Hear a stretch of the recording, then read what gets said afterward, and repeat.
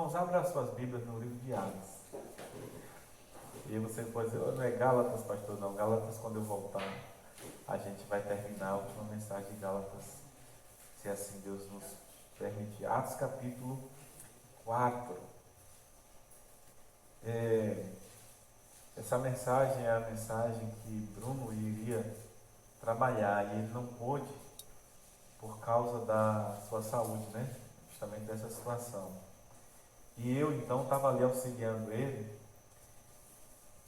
e quinta-feira eu iria pregar, mas nós tivemos um direcionamento outro aqui e eu deixei então ela para hoje, porque falou muito ao meu coração. Atos capítulo 4, versículo 5 ao versículo 22 é a passagem que nós vamos trabalhar.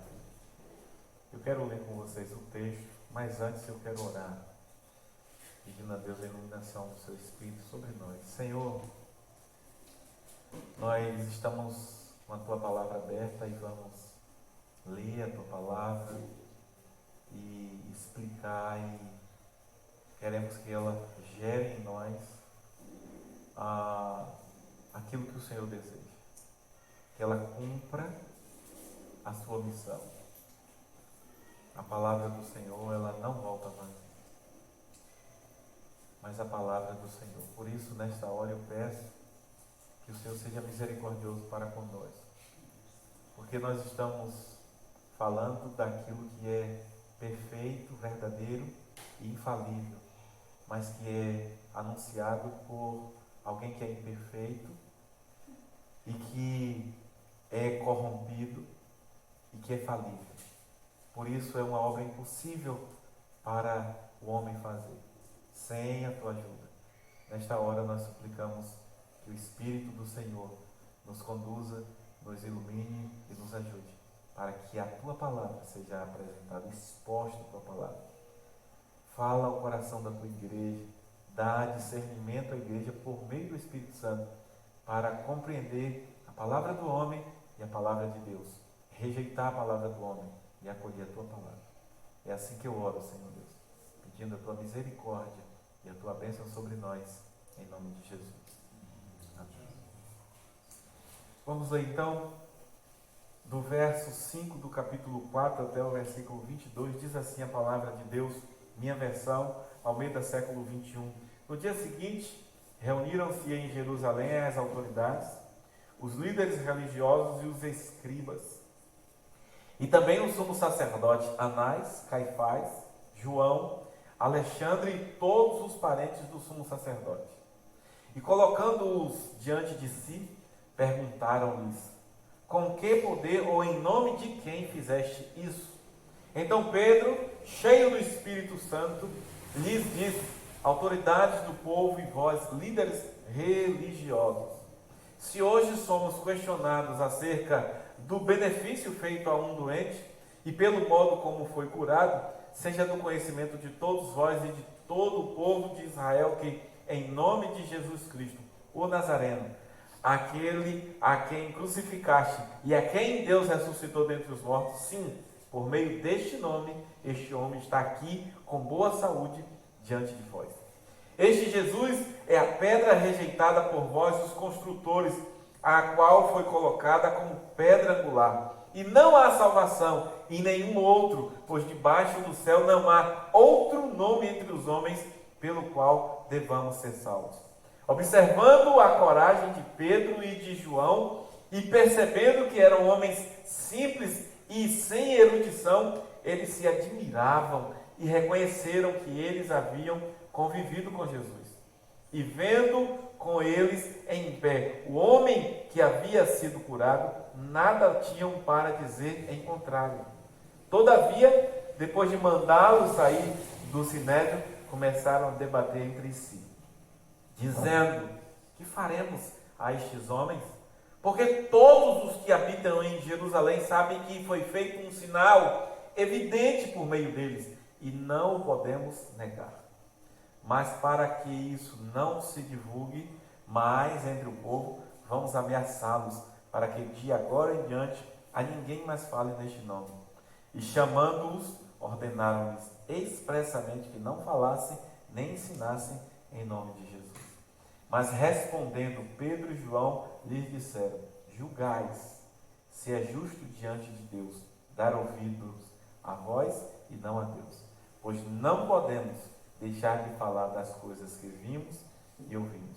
Mas eles os ameaçavam ainda mais, e não achando motivo para castigá-los, soltaram-nos por causa do povo, porque todos glorificavam a Deus pelo que acontecera, pois o homem em quem se operara a cura miraculosa tinha mais de 40 anos.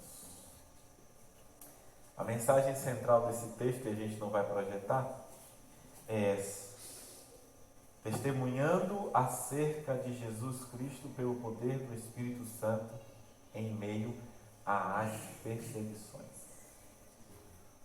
Os servos de Deus testemunham acerca de Jesus Cristo pelo poder do Espírito Santo em meio às perseguições. A mensagem central do livro de Atos, o resumo dele é a expansão do reino de Deus a partir da capacitação dada pelo Espírito Santo em meio a perseguições. O livro de Atos é um livro que nós vamos ver a perseguição à igreja, a perseguição acentuada à igreja do Senhor. Parece politicagem nesse contexto que nós estamos aqui. E qualquer semelhança não é mera coincidência. Mas antes eu quero situá-los no tempo e no espaço. O que é que está acontecendo aqui? O capítulo 3 traz o acontecimento. Qual foi o acontecimento? A cura de um aleijado. Pedro e João, eles subiam para o templo na hora nona, e aconteceu que um homem aleijado de nascença estava sendo carregado, para a porta do templo chamado Formosa. Todos os dias o punham ali para pedir esmola aos que entravam. Quando viu Pedro e João que iam entrando no templo, pediu-lhe uma esmola. Fixando nele o olhar, Pedro, acompanhado de João, disse: olha para nós. E ele ficou olhando atentamente para eles, esperando receber alguma coisa. Verso 6. Então Pedro lhe disse: não tenho prata nem ouro, mas o que tenho, isso te dou. Em nome de Jesus Cristo Nazareno, anda. Foi por causa disso que agora no capítulo 4 eles estão sendo ameaçados. E eles dizem, quando eles respondem, quando ele começa no verso 8 da resposta, então Pedro, cheio do Espírito Santo, disse à autoridade do povo, dos líderes religiosos: se hoje somos questionados acerca do benefício feito a um doente, ele explica o que foi. Então, por que isso está acontecendo? Por causa dessa cura. E por que a cura aconteceu? Por causa do capítulo 1, do versículo 8. O coração do livro de Atos. O coração do livro de Atos, o alicerce, a sustentação do livro de Atos está no capítulo 1, verso 8. Diz assim: mas recebereis poder quando o Espírito Santo descer sobre vós, e sereis minhas testemunhas, tanto em Jerusalém como em toda a Judéia, Samaria, até os confins da terra. Quem foi até os confins da terra? O apóstolo Paulo. O apóstolo Paulo foi enviado aos confins da terra com Barnabé, com Marcos, missionários, levando. E o apóstolo Pedro e João estão onde? Em Jerusalém. Sereis minhas testemunhas, tanto em Jerusalém. As autoridades dizem aqui no capítulo 4 que todos em Jerusalém sabem do que aconteceu. Então está se cumprindo aquilo que Jesus disse que seria: quando vocês receberem o Espírito Santo, vocês receberão virtude, vocês terão poder para testemunhar. E quem é esse que está testemunhando hoje? Aquele que negou, ou aqueles que negaram. Por que eles negaram? Porque eles não tinham recebido o Espírito Santo. E aí tem aquela confusão, as pessoas imaginam que por causa de andar com Jesus, os discípulos estavam com Jesus, comendo, bebendo, dormindo, eles eram cheios do Espírito, convertidos. E tem gente que diz assim, não, os apóstolos erraram tanto. Aqui tiveram falta de fé e fala antes de Jesus ser assunto aos céus. E Jesus disse, quando eu for, eu vou pedir ao Pai que dê para que vocês não fiquem órfãos. E ele virá, o alter ego, em grego, significa o outro eu, aquele que é igual a mim. E de Jesus fala o que em Hebreus? Ele é a imagem exata do Pai. E Jesus diz em João, quando Filipe pergunta a ele, mostra-nos o Pai, diz, há tanto tempo estou convosco, e você pede, mostra, eu e o Pai somos alter ego. O outro eu sou. Então o Pai, o Filho e o Espírito Santo, eles são iguais. Jesus disse, o outro eu, aquele que é igual a mim, eu vou deixar ele com vocês. E quando ele vier, vocês vão ter capacitação de testemunhar. É tremendo, irmãos. Isso é glorioso demais. Então essa é a situação, esse o contexto. Então aqueles que negaram, porque não tinham o Espírito de Deus, agora eles estão capacitados, porque tem o Espírito de Deus. Quando o crente não dá testemunho de uma vida cristã, é um sinal muito forte de que ele não tem o Espírito de Deus. Aí ele não produz o fruto ou os frutos do Espírito. Aí tem o fruto do Espírito, amor e tudo mais advém dele, né? Tem essa discussão. Então, tudo está arraigado no amor ou os frutos. Amor, paz, benignidade, e aí vai todo o fruto do Espírito Santo de Deus sobre as pessoas. Quem vai ter? O crente em Jesus Cristo. Vamos seguir então aqui. Não é politicagem? Vamos observar? Temos nos nossos dias uma lógica, irmãos, incoerente do ponto de vista do político. É muito incoerente. Ele é um representante do povo, eleito pelo povo para lhe representar e representar logo então os seus interesses. Ele deve trabalhar em prol desses interesses dos que o elegeu, e toda ação, independente da direção que vier, se corroborar para o fim proposto de abençoar o povo, é bem-vinda e bem vista. Era para ser assim, mas paradoxalmente não é. Na verdade é mal-vinda e mal vista e gera incômodo.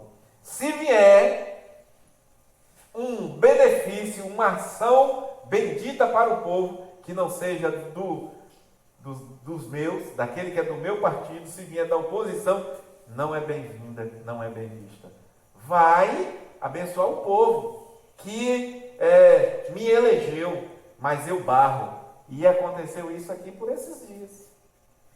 Uma bênção para o povo, ela é barrada, porque ela não vem de alguém que é do meu time, que é do meu partido, que é assim que acontece. Infelizmente, isso é uma coisa incoerente. É o mesmo que acontece no meio religioso.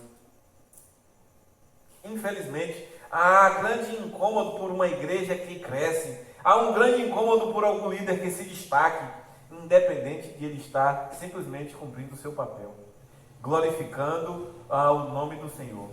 Viver e anunciar o puro e simples Evangelho de Jesus Cristo. Às vezes isso causa ciúmes e começa a ter as disputas. Não, a gente tem que fazer alguma coisa, aquela alegria está crescendo demais. Ao invés de se alegrar, Deus está abençoando aquela igreja, aqueles irmãos, aquele líder. Não, é um incômodo.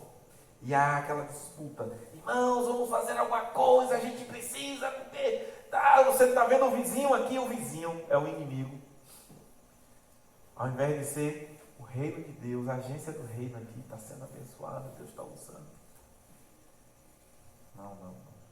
Aí tem a igreja não sei o quê, aqui a igreja batista não sei o quê, a igreja batista não sei o quê, a igreja não sei o quê, a igreja pentecostal não sei o quê.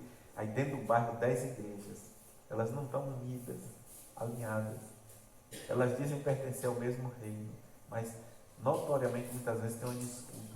E o ímpio lá fora fica dizendo, qual é a verdadeira? Não diz isso, porque um começa a falar no outro. Um a falar no outro. Falar mal do outro.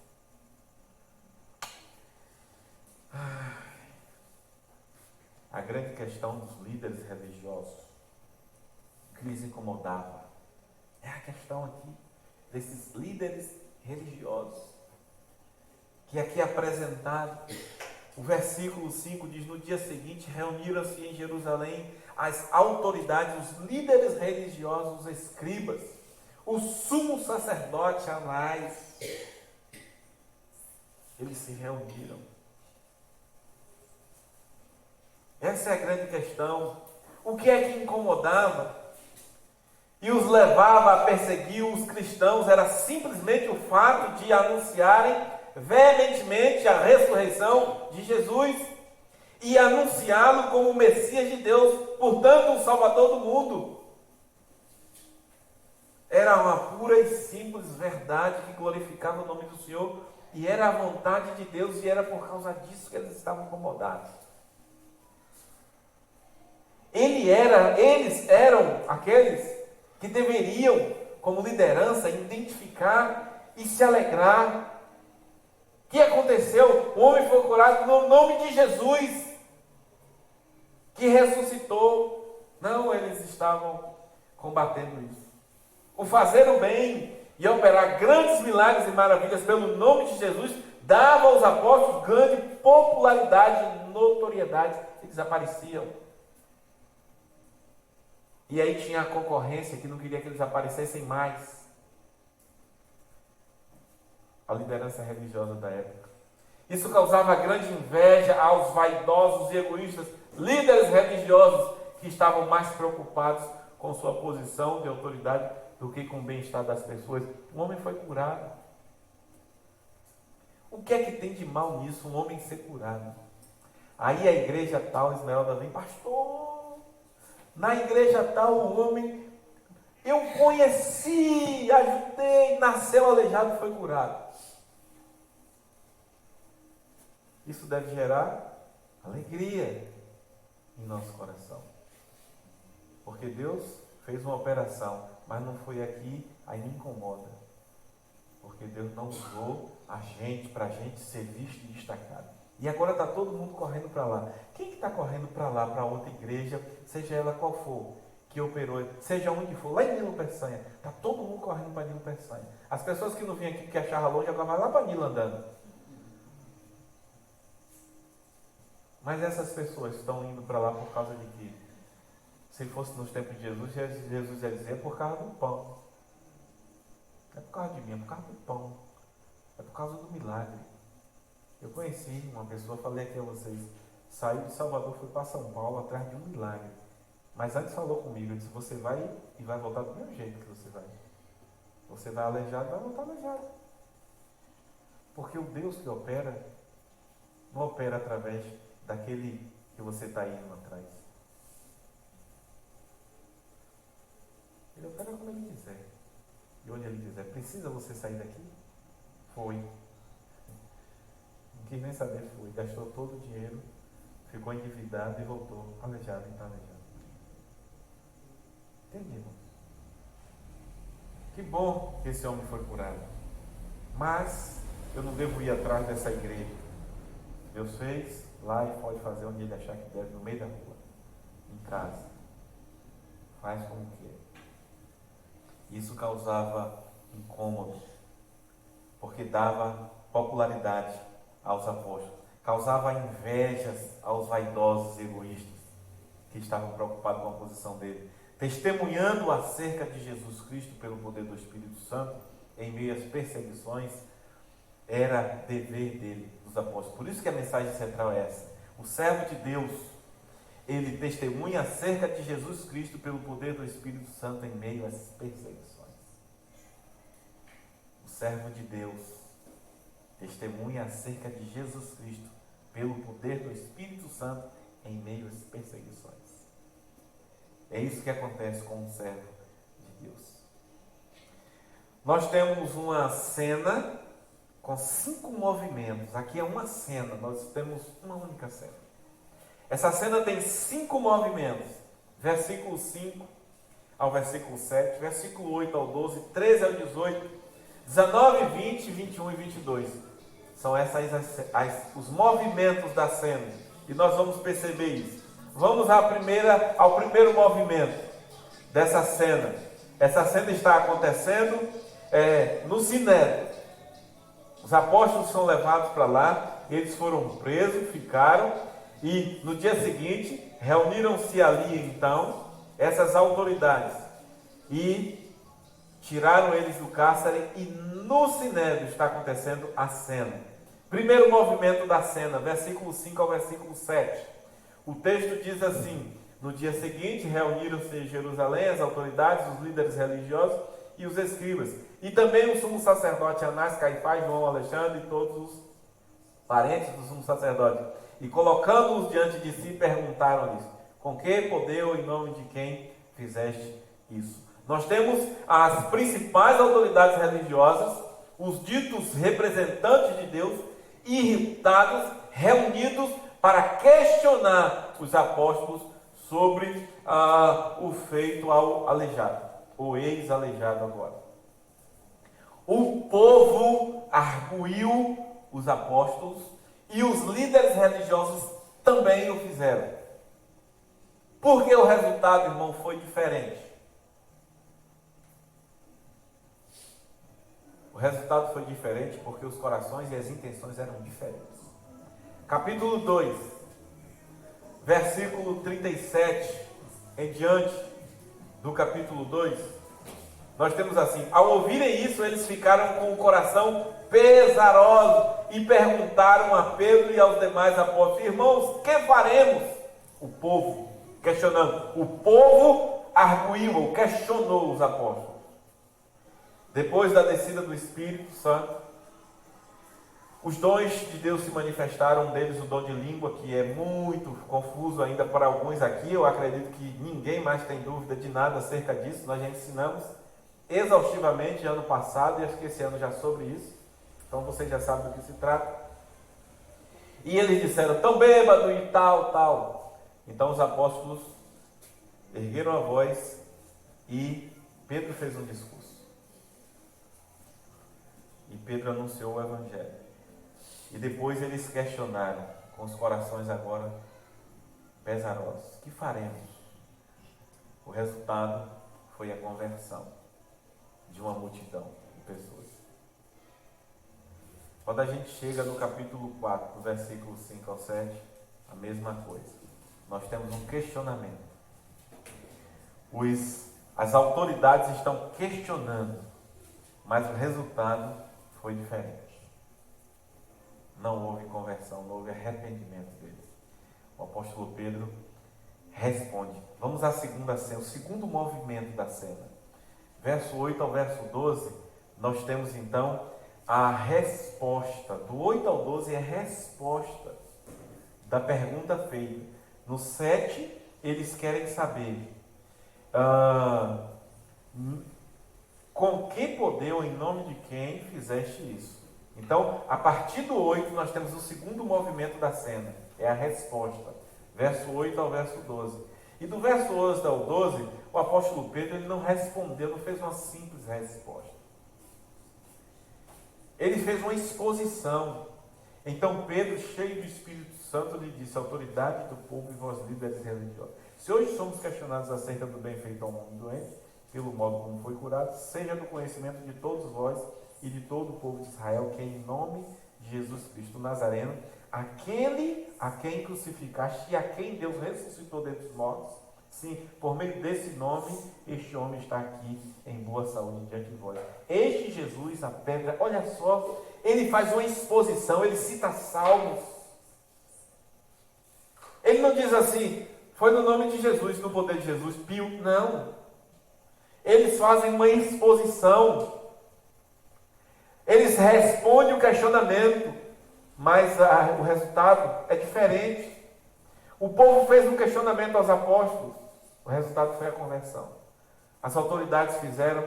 Irmãos, tem pessoas que elas não são ensináveis. E tem uma classe que é bem difícil ser ensinada, ser ensinável. Ensináveis são as pessoas que têm humildade para diante de você parar e ouvir o seu ensinamento e aceitar.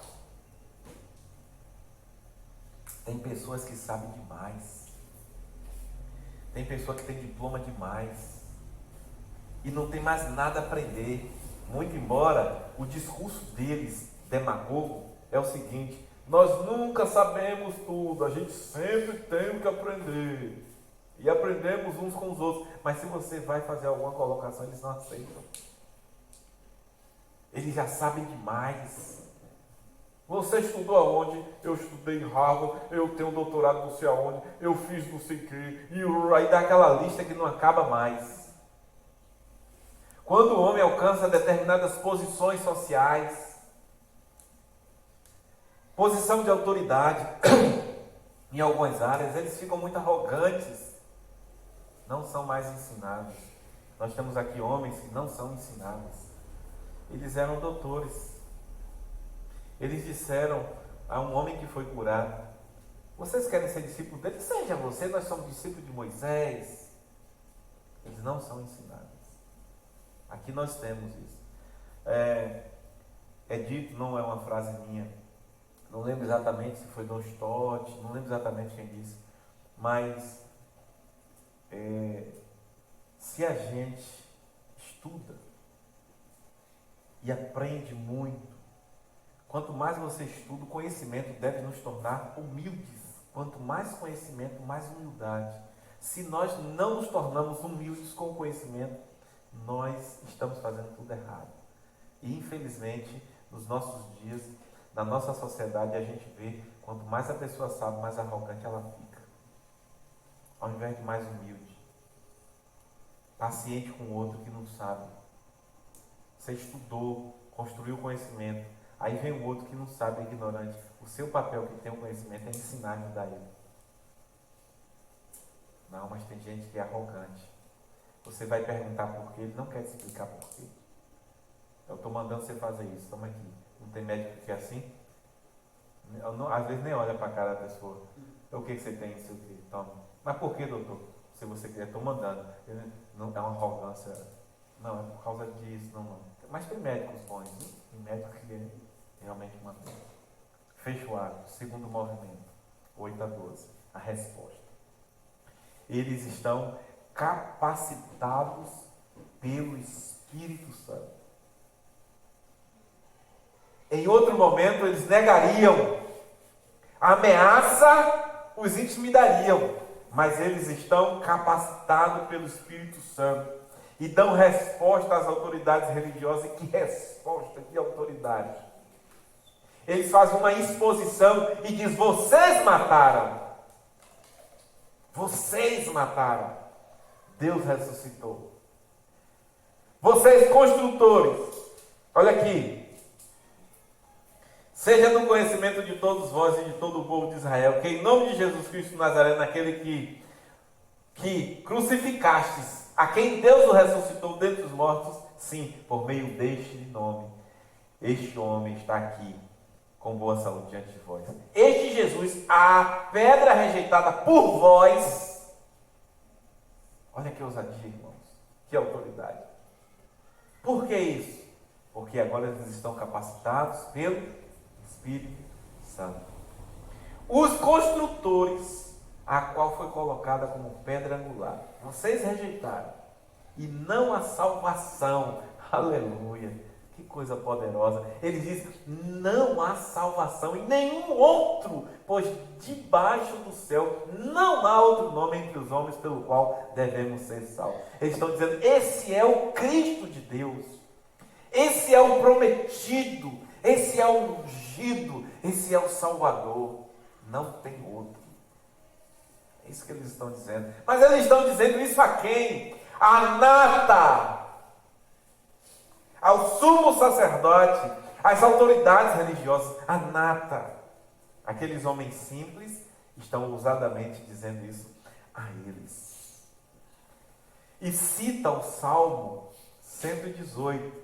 Olha o Salmo 118. Acompanhe comigo, por favor. Versículo 22. 118, verso 22. Diz assim: a pedra que os construtores rejeitaram, essa se tornou a pedra angular. E o apóstolo Pedro e o apóstolo João dizem exatamente isso. Este Jesus, a pedra rejeitada por vós, os construtores, a qual foi colocada como pedra angular. Eles fazem uma exposição e citam salmos. E faz uma acusação, aliás, algumas. Primeiro, vocês mataram eles. Segundo, vocês são os construtores que o rejeitaram, que o Salmo fala. São vocês. Gente, que ousadia, hein? Sem o Espírito de Deus, impossível. Essa obra é a obra de Deus. Eu vou para o verso, vou em alguns versículos com vocês. E ainda estamos no segundo movimento. Os apóstolos, eles cumprem o propósito de Deus. Acusa, denuncia, exalta o nome de Jesus e lhe atribui a honra. Eles não tomam para si. Eles poderiam, se fosse nos dias de hoje, eram um apóstolo, né? Eles eram apóstolos. E se fosse no dia de hoje eles sendo apóstolos, eles iam se tornar pai apóstolo, serafim, qualquer negócio diferente. Tinha que ter uma promoção imediata. E eles iam atribuir isso a quem? A si. Eles iam guardar para si a glória. Como muita gente vai atrás dos apóstolos dos nossos dias, falsos. Nós sabemos. E aí eu já expliquei a vocês por que são falsos. A Bíblia diz. Para receber imposição de mão, para pegar uma toalhinha com suor para ficar curado, né? Para ir atrás de beber um copo com água. Gente, lá em casa tem água, não precisa viajar para pegar um copo com água, não. Vai lá que eu dou. E sai aí por esse mundo atrás dessas coisas. Eles aqui, não. Eles cumprem o propósito de Deus. A palavra de Deus, ela faz a acusação, ela faz a denúncia. Denuncia quem somos nós. Irmãos, a exposição ela não é muito querida por muita gente por causa disso. Porque a exposição da palavra, ela revela a nossa natureza decaída, o nosso caráter corrompido. Denuncia o nosso pecado e nos chama para o conserto. E muita gente está querendo ouvir as bênçãos, as profecias, as promessas. Deus tem promessa para você. Tem um carro, Joane, que vai parar na sua porta. Isso era Joane, né, Joane? E ele fica parando o carro na porta e Joane sempre na expectativa. É esse, meu Deus, é esse. Esperando que alguém chegue lá e dê um documento do carro e a chave do carro é ela. Aí fica a Joane lá, pode ir lá, todo dia na casa de Joane, tem uma porta, o portão está aberto, ela está sentada lá. Olha lá, está esperando essa tal dessa vez. Fizeram essa profecia lá para Giovana. Profecia não, profetada, né? Ô, Joane, não trabalhe não, viu? Não faça a sua economia não e fique esperando esse carro chegar. Entende, irmãos? Nós não gostamos por isso. Ele denuncia. Verso 11 e 12. É dito pelos apóstolos que ele é o Cristo de Deus, o Salvador, irmãos. O Salvador. A pregação repetiu-se. Arrependei-vos, teoricamente está dito. Em outras palavras, quando ele chega aqui no verso 12, diz: não há salvação. Em outro está dizendo: arrependam-se. Foi feita essa pergunta no capítulo 2, no verso 37. Ao ouvirem isso, eles perguntaram: o que faremos? Verso 38, Pedro lhes respondeu: arrependei-vos, e cada um de vós seja batizado em nome de Jesus Cristo. E eles se arrependeram. Diante das autoridades, o apóstolo diz: não tem outro nome. Implicitamente ele está dizendo: arrependam-se. Mas eles não se arrependeram. Porque uns ouvem e se arrependem e outros não, irmãos. A mesma mensagem, o mesmo ambiente, a mesma pregação. Uns ouvem, seus corações são compungidos, entristecidos, quebrantados, e os outros são indiferentes. Por quê? Por que será que isso acontece, irmãos? As ovelhas do Senhor ouvem a voz do Senhor. Os que não são ovelhas do Senhor não ouvem a voz do Senhor. São indiferentes. Quem está chamando não conhece. Os servos do Senhor conhecem a voz dele. É só por isso, corações endurecidos. Corações obstinados. Nada mais, nada menos. Terceiro movimento, dentro desta cena, verso 13 ao verso 18, já indo para o final. O texto vai dizer do 13 em diante: observando a coragem de Pedro e de João, e percebendo que eram homens simples e sem erudição, eram indoutos, algumas versões vai dizer, e o que diz o texto é isso. Não eram doutores, não eram letrados, não eram estudados. Eles se admiravam e olha o que eles reconheceram que eles haviam convivido com... Gente, que coração duro desses homens. Eles reconheceram que eles haviam vivido com Jesus. E vendo com eles em pé o homem que havia sido curado, nada tinha para dizer em contrário. Olha, contra fatos não há.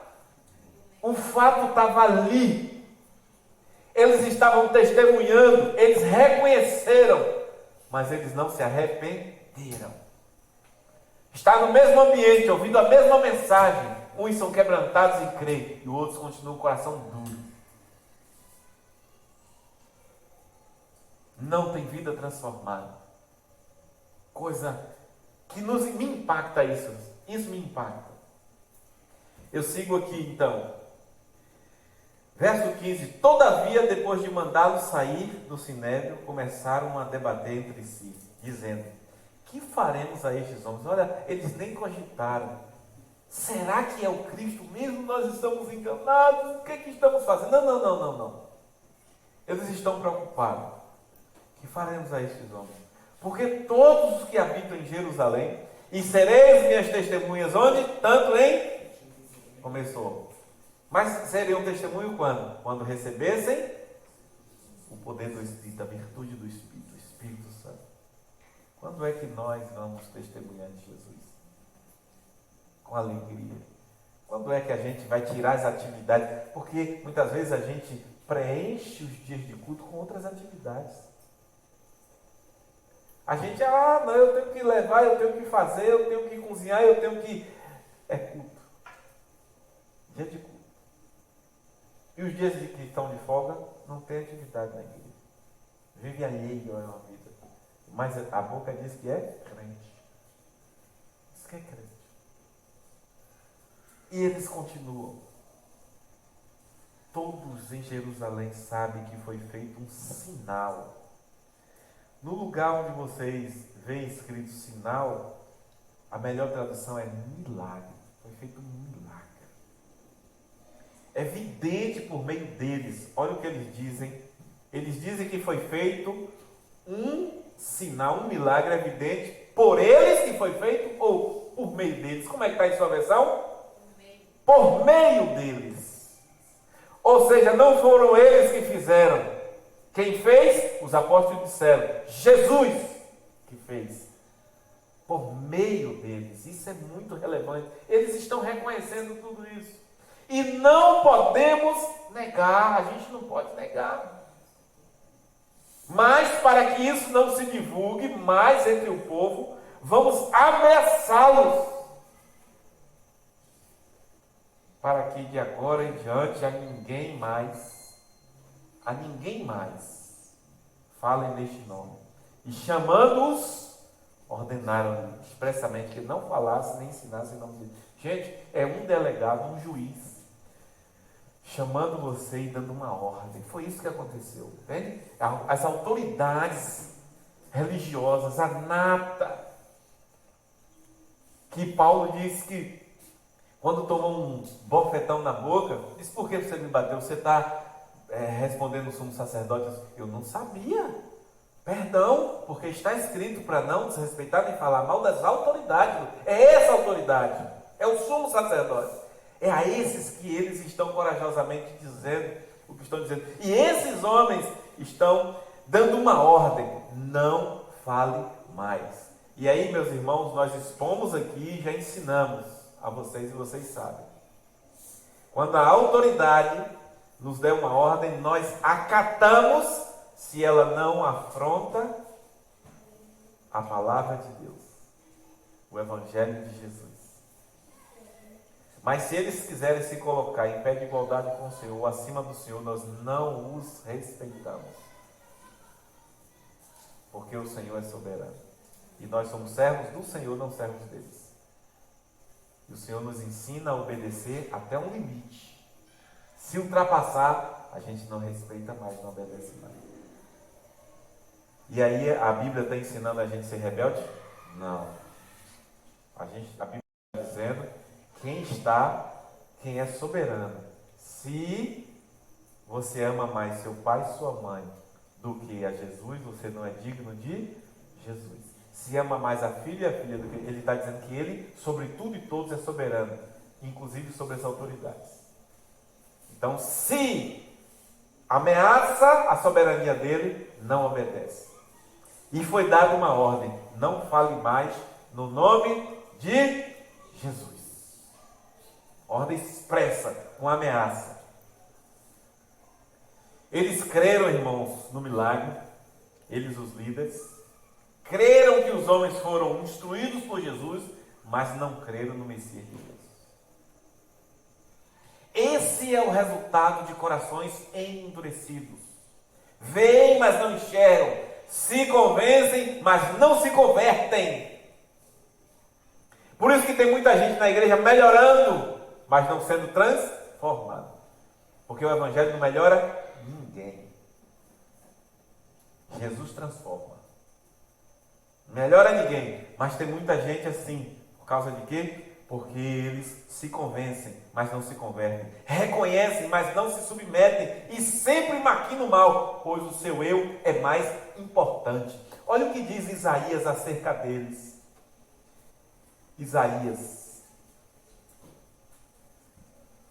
logo no início, capítulo 6 do livro de Isaías.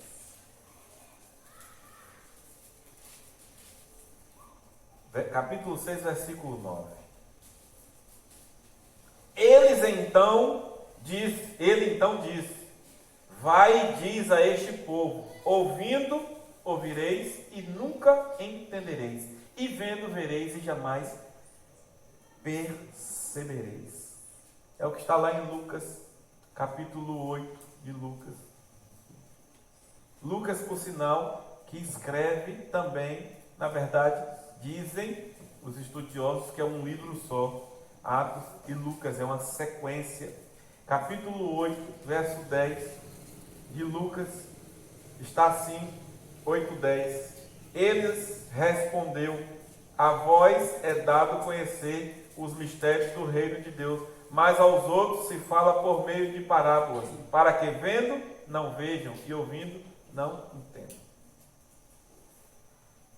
É isso que acontece com os corações endurecidos na igreja. Eles veem, eles ouvem, mas não enxergam e nem entendem. Por quê? Porque eles estão longe no mundo. Eles não estão reverentes à palavra, eles não estão com sede nem desejosos de ouvir a palavra, eles estão desejosos do que o mundo oferta, das farras e de tudo que o mundo oferta.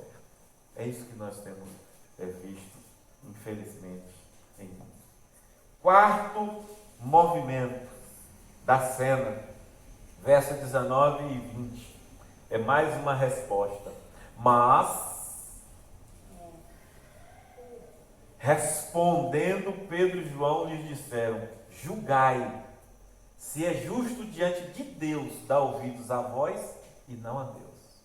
Julgue vocês. Verso 20, pois não podemos, eles dão a resposta imediata. Lembram de Misael, Ananias e Azarias?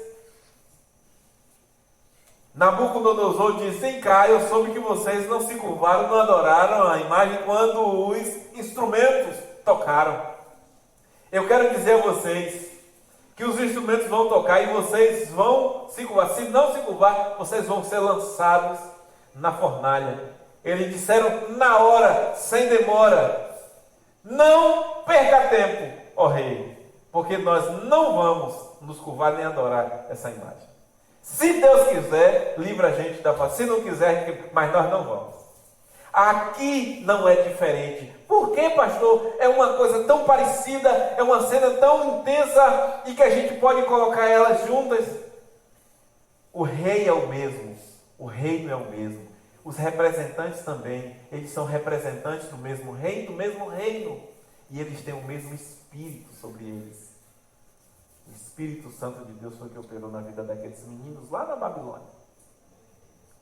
E é o mesmo Espírito que está operando na vida dos apóstolos aqui. Não é nada diferente. Deus é imutável. Ele continuou agindo e continua agindo da mesma maneira. E quando você no seu trabalho sofre essa ameaça, sofre essa pressão, o mesmo Espírito do mesmo Deus, e você é representante do mesmo reino e do mesmo Deus, vai te ajudar a você dar a resposta na hora, glorificando o nome do Senhor. É simples assim. Por isso que eles disseram isso. Pois não podemos, eles disseram na hora: vocês estão ameaçando, mas a gente não vai obedecer. Não podemos deixar de falar das coisas que vimos e ouvimos. A quarta cena: demonstração total de confiança e dependência de Deus da parte dos apóstolos. Total, total, total. Quando Jesus é Senhor de nossas vidas, o Espírito Santo habita e domina o nosso ser. Quando isso é real, não temos a nossa vida por preciosa para nós mesmos. Eles estavam debaixo de ameaça. Não temos o nosso emprego por precioso. Não somos corrompidos. Temos a ousadia respeitosa dada pelo Espírito Santo e demonstramos total confiança e dependência de Deus. Nós não pensamos duas vezes. Quando o Espírito habita em nós. Quando eu fui chamado no ministério, para estudar no seminário, eu precisava trocar o horário do turno, porque eu trabalhava no turno da noite, no encerramento, e era o horário da aula. Eu precisava ir para o turno de abertura, para sair à tarde e à noite estar em aula. E eu falei com os colegas, ninguém quis trocar. Falei com a gerência, ela disse: eu não me meto. Falei com a supervisão, eu não me meto. Falei com a diretoria da empresa, eu não me meto. Falei com o dono da empresa, ele disse: eu não posso fazer nada. Eu disse: eu posso. Peguei um papel, pedi uma folha em branco, datei, assinei e fiz a minha carta de demissão. Fiz um pedido de demissão formal e entreguei. Ele disse: você está louco? Você vai perder tudo? Eu disse: não tem nada para perder aqui. Se você fizer isso, você não tem problema. Quem me chamou, garante. Só essa resposta que eu dei para ele. Quem me chamou, garante. É meu amigo, nós temos uma relação de amizade, respeitosa. Ele me respeita muito. Seu Humberto, dono do Hiperidel das redes de supermercado Hiperidel de Salvador. Multimilionário, muito rico, me respeita muito. Onde me vê, até hoje me chama para trabalhar com ele. Eu dei a minha carta de demissão. Eu disse: quem me chamou, garante. Vamos aqui. Ele rasgou. Você está doido? Eu vou te promover. Eu disse, não quero promoção, eu quero mudança de horário. Só, nada. Não pode fazer nada, então eu estou indo embora. Fui embora. Ele disse, tudo bem, vou mandar te demitir. Daqui a um ano você volta, porque antes de um ano eu não posso te contratar, mas daqui a um ano você volta. Você vai quebrar a cara. Está esperando até hoje. Mais de 10 anos já foi. Ele está esperando, 15 anos. Ele esperando eu voltar. Aí quando ele me encontra em qualquer lugar, no ferry, ele tem casa na ilha, qualquer lugar que ele me encontra, quando é que você vai voltar? Ele disse, fica esperando lá sentado. Eu vou voltar. Aí a gente conversa, a gente vive. Você tem que ter confiança, ousadia, confiança, dependência dele, o Rei da Glória. Quinto e último movimento da cena. É uma única cena, irmãos, com 5 movimentos. Verso 21. A ameaça é intensificada. Só isso que acontece no verso 21. Mas eles os ameaçaram ainda mais. E não achando motivo para castigá-los, soltaram-nos por causa do povo, porque todos glorificavam a Deus pelo que aconteceu. E aí diz assim o verso 22, pois o homem em quem operava a cura miraculosa tinha mais de 40 anos. E ele estava onde, o homem? Junto deles. O fato estava ali, né? Contra fatos não há argumento. Então, e o que é que isso significa? Em Israel, a pessoa é considerada adulta a partir de 30. E é emancipada a partir de 40. Então, 40 anos ela já responde por si, não precisa de pai, de mãe, de ninguém para auxiliar, para testemunhar, para ser responsável. Você lembra do homem que foi curado e as autoridades chamaram os pais para poder saber? Ele nasceu assim mesmo, é seu filho mesmo? E eles disseram, é nosso filho, nasceu assim. Quem curou? Isso aí você pergunta a ele, idade tem. Tinha mais de 40 anos. Olha lá, o texto você vai ver o filho. Então aqui é a mesma coisa. Não tem como duvidar de nada, porque esse homem é maior de idade e está afirmando, eles me curaram no nome de Jesus. Na porta do templo. Todo dia eu pedi esmola e todo mundo via e sabe. E o povo estava como? Impactado. Por quê? Porque todo mundo conhecia aquele homem. Anos estava ali. E agora o homem está dentro do templo, louvando a Deus, andando perfeito. Não tinha nenhum teatro. Não é uma pessoa que chegou na igreja, hoje, se dizendo aleijado ou cego.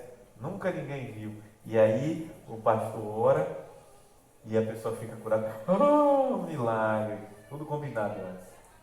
Muitas vezes. Não, é aquela pessoa que todo mundo viu o tempo todo. Anos a fio ali. Eu quero concluir. Eu concluo fazendo uma pergunta retórica. Como tem sido na sua vida? Na sua vida. Quando a opressão, a pressão e a ameaça lhe afligem, lhe aperta. Como tem sido? Quem é o Senhor da sua vida nesta hora? Na hora da aflição, na hora da opressão e na hora da ameaça. Quem é o Senhor da sua vida? Jesus Cristo ou o seu eu? Jesus Cristo ou o seu eu? Os apóstolos estavam agora sofrendo pressão, opressão e aflição. Ameaça, não fale mais, todo tipo de ameaça. A vida deles estava em risco, mas eles tinham um Senhor. E a vida deles não era preciosa, eles tinham uma missão. Quem é o Senhor da sua vida nessa hora? Jesus ou o seu eu? É mais importante seu emprego? É mais importante você? O que é mais importante? Como você tem respondido a tais circunstâncias? Como tem sido? Os apóstolos não ensinam que mesmo quando a sua vida está, os apóstolos nos ensinam que mesmo quando a sua vida está em risco, devemos obedecer a Deus. O ensino que ele traz para nós aqui, essa aplicação é inevitável. Mesmo diante de... Mas o meu emprego, eu estou num lugar que só tem esse trabalho quem é que lhe sustenta? Quem é o seu Senhor? Em quem você confia? Você vive pela fé ou vive pelo seu braço? Eles nos ensinam que mesmo diante disso nós devemos obedecer a Deus. Verso 19. Mas respondendo Pedro e João lhe disseram: julgai se é justo diante de Deus dar ouvido a vós e não a Deus. Dar ouvido a quem? Eu, como servo do Senhor, vou obedecer a quem? Mas assine aqui, disseram. Assine aqui. Mas eu não posso assinar, eu não fiz isso é uma falcatrua. Rapaz, assine, senão amanhã eu vou ter que assinar a sua demissão. Não assine a minha demissão amanhã não, por favor, assine hoje. Porque eu não vou assinar esse negócio, nunca. É assim que você age? É assim que você reage? Como você tem reagido? O servo de Deus testemunha acerca de Jesus Cristo pelo poder do Espírito Santo em meio às perseguições. É assim que o servo de Deus vive. Os servos de Deus testemunham acerca de Jesus Cristo pelo poder do Espírito Santo em meio a perseguições. Ele nunca vai deixar de testemunhar acerca de Jesus Cristo, porque ele é servo de Jesus. E ele tem o Espírito Santo de Deus. É assim que nós devemos viver. Senhor, a igreja necessita de avivamento. E só o Espírito Santo pode avivar a igreja. Eu peço ao Senhor que promova esse avivamento no coração da sua igreja presente. E que a igreja não tenha por preciosa a sua vida em nada. E esteja comprometida em cumprir a sua missão, anunciar Cristo e glorificar o teu nome, independente das circunstâncias e de quanto custe isso. É assim que eu oro, Senhor. Eu oro pedindo que o Senhor opere este milagre, graciosamente, na vida dos presentes e na vida daquele que nos acompanha agora na rede. É no nome de Jesus que eu oro. Amém.